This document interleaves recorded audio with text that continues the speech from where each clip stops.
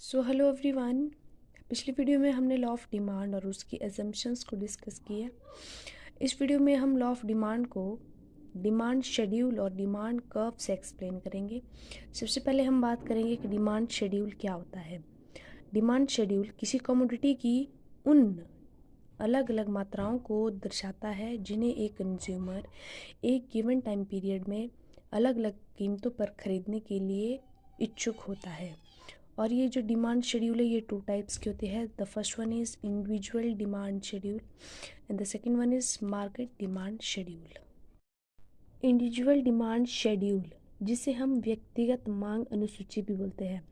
Individual मतलब किसी एक कंज्यूमर की बात हो रही है इसमें कि जब एक कंज्यूमर एक गिवन टाइम पीरियड में किसी कमोडिटी को अलग अलग प्राइसेस पर खरीदता है तो उन प्राइसेस पर जब वो किसी कमोडिटी को खरीदता है तो वो कितनी क्वांटिटी की डिमांड करेगा वो हमें इंडिविजुअल डिमांड शेड्यूल बताता है कि अलग अलग कीमतों पर कंज्यूमर कितनी क्वांटिटी की डिमांड करेगा। जैसे फॉर एग्जांपल हमारे पास आइसक्रीम का एग्जांपल है।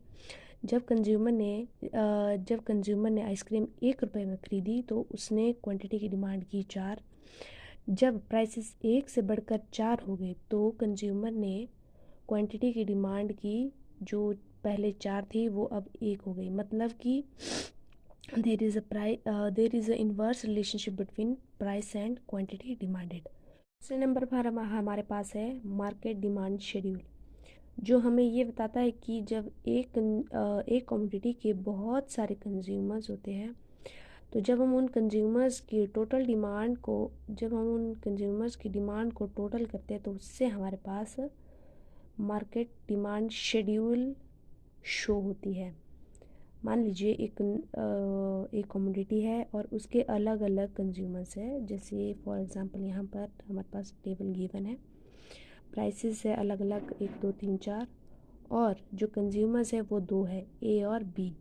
जब हम इन दोनों की डिमांड को प्लस करेंगे तो हमारे पास मार्केट डिमांड शेड्यूल आ जाएगा। जैसे यहाँ पर डिमांड ऑफ ए कंज्यूमर की है 4 3 2 1 और बी कंज्यूमर की है 5 फिर 4 फिर 3 फिर 2।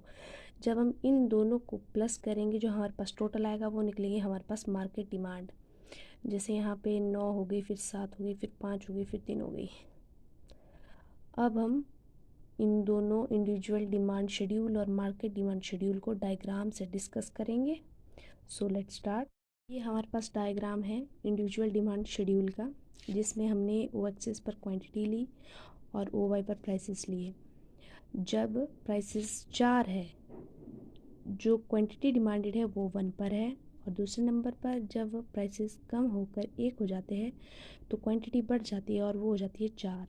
और ये जो डी कर्व है ये है डिमांड कर्व जो ये शो करता है, जो इन्वर्स रिलेशनशिप को शो करता है किसके बीच, प्राइसेस एंड क्वांटिटी के बीच। दूसरे नंबर पर हमारे पास है मार्केट डिमांड शेड्यूल जिसको हम डायग्राम के थ्रू डिस्कस करेंगे। So let's start. देखिए जो ये एक बात मैं बोलना भूल गई कि ये जो हमने यहाँ पे टेबल लिया है एग्जांपल के तौर पर, इसमें हमने सिर्फ 2 ही कंज्यूमर को लिया है, ए और बी। लेकिन मार्केट में एक कमोडिटी के बहुत सारे कंज्यूमर होते हैं लेकिन यहाँ पर सिर्फ हमने 2 ही लिया है। और जब हमने इन दोनों की डिमांड को प्लस किया तो हमारे पास मार्केट डिमांड आ रही है। तो इनको हम डायग्राम के थ्रू यहाँ पे एक्सप्लेन करते हैं। तो सबसे पहले हमारे पास है ए कंज्यूमर का डिमांड कर्व, दूसरे पर है हमारे पास बी का और जो थर्ड नंबर पर है वो है हमारे पास मार्केट डिमांड कर्व। तो इसमें सभी में हमने ओ एक्स पर क्वांटिटी ली है और ओ वाई पर प्राइस। और इसमें जो ये डी डी कर्व है सभी में है, देख सकते हैं आप। तो ये हमें ये शो करता है कि जब प्राइसेस बढ़ते हैं तो जो डिमांड है वो कम होती है और जब प्राइसेस कम होते हैं तो प्राइसेस कम होते हैं तो डिमांड बढ़ती है।